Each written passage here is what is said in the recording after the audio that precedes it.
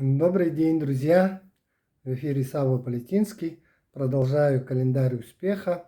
Рассказываю сегодня про год 5. Оно называется «Бизнес и коммуникация».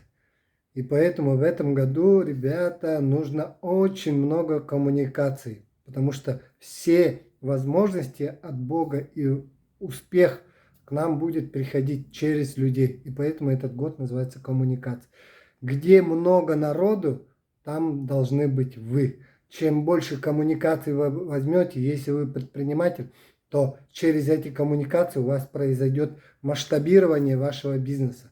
Поэтому если у вас есть один магазин, то в этом году вы можете ее масштабировать. 2-3 магазина еще дополнительно открыть, энергия само поможет.